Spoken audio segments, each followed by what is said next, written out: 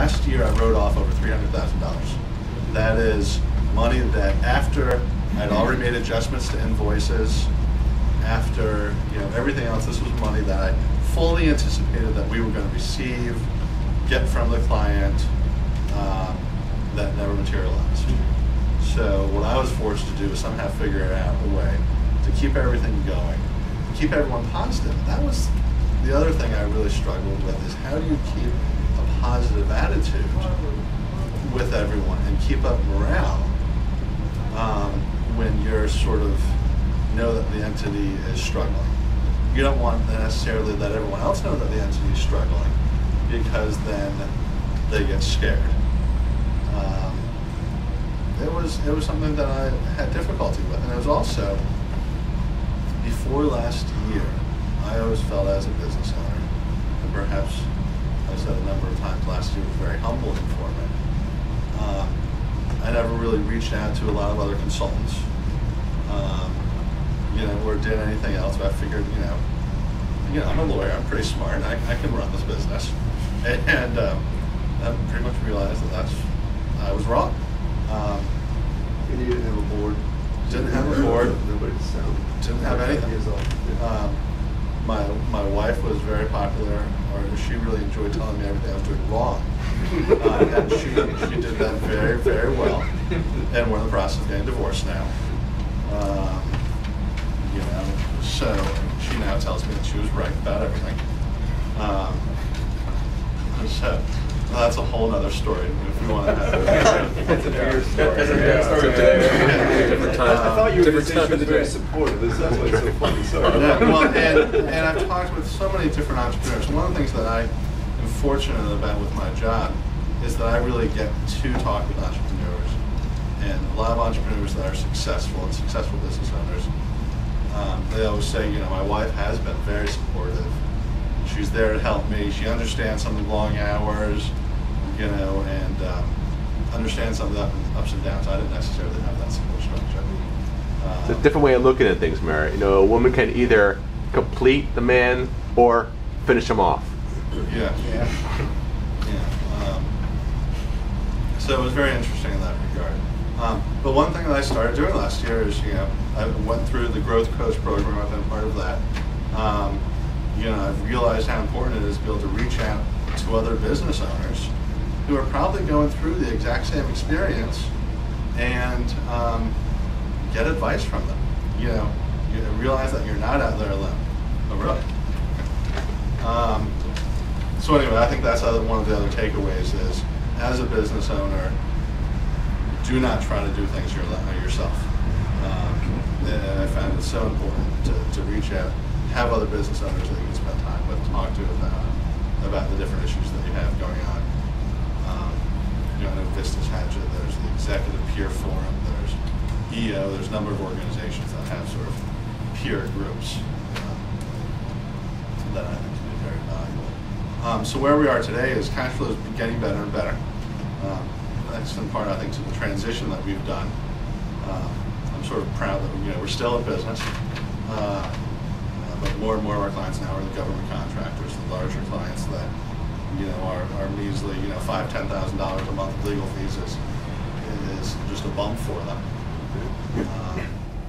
The other thing that I've struggled with over the past years, I have a firm administrator who's absolutely wonderful, tremendously loyal, but she shares the same weakness as I do when it comes to financial issues. So as each of you are running your business, you have to sort of look at the team that you have around you. We've brought in bookkeepers and things along those lines because I've determined that the loyalty and all the hard work she does makes up for that shared incompetence we have. Well, it's my incompetence. She struggles with it.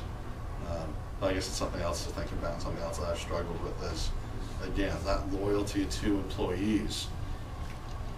And as a business owner, when do you put the loyalty aside and try to figure out objectively what's the best decision for the business? And that's something, as I said, I still struggle with. How you make those difficult decisions. with regard to Bookkeeping Express, I'll give you a little bit of an overview of Bookkeeping Express, and I don't know if you all have any questions or we want to sort of talk about particular issues. About 3 years ago, so it was that May of 2007, I was having lunch with a client who's a bookkeeper, operating under the name Bookkeeping Express. And I said, that's a great idea, in part because I knew some of the bookkeeping issues that I'd been having. And finally met the owner of the business, who was a gentleman living in California, asked him what he was going to do with the business, and he said he was just going to let it die on the vine. At one point he had about 150 licensees nationwide. It was not a franchise system, he just licensed the name. He had very good trademark rights though. And as you know, Bookkeeping Express, it's a descriptive term, so generally, the USPTO might not provide a trademark for it today. But he had great trademark rights, so we bought the trademark. I don't know if this is a good thing or a bad thing, but a lot of times I am a big picture dreamer as opposed to nuts and bolts. So right out of the bat, I knew we were going to start a national franchise. And Bookkeeping Express was going to be a household name. We were going to have our own football stadium. And so it took about 6 months to buy the name. Closed it, brought on our CEO, who was then we were a third owner. Then we sold another 13% of the company to outside investors. We're probably up to about 15%. Same way that law firms struggled a little bit in the past year, we did there. But part of I think the issue we had with Bookkeeping Express is that we had a long-term goal. We had our picture out there, and that this was just, going to make us millions. We started, part of our commercial people was, okay, you have H&R Block and Liberty Tax provide tax preparation. You have Paychex and ADP that provide payroll services. There's no one out there providing bookkeeping services. So we were already, saying that we're similar to these national companies. What really made the difference for us there is, one, we have a good CEO who understands franchise systems, good at sales, and he also had a good network. I think one of the biggest difference makers that we've had is we have a board of advisors there. And we have one member in particular of our board of advisors who's gotten involved in the company and has helped us set up we've set up a service center now as a joint venture with a company out in Boise.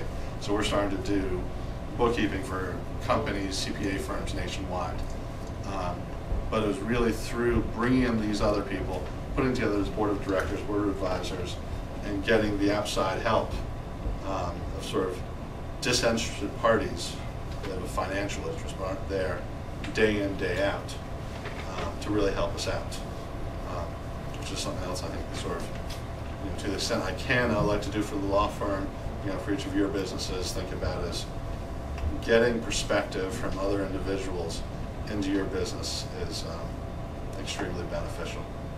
Whether it's a group of friends or it's a board of advisors, it's really been the difference maker for us for Bookkeeping Express.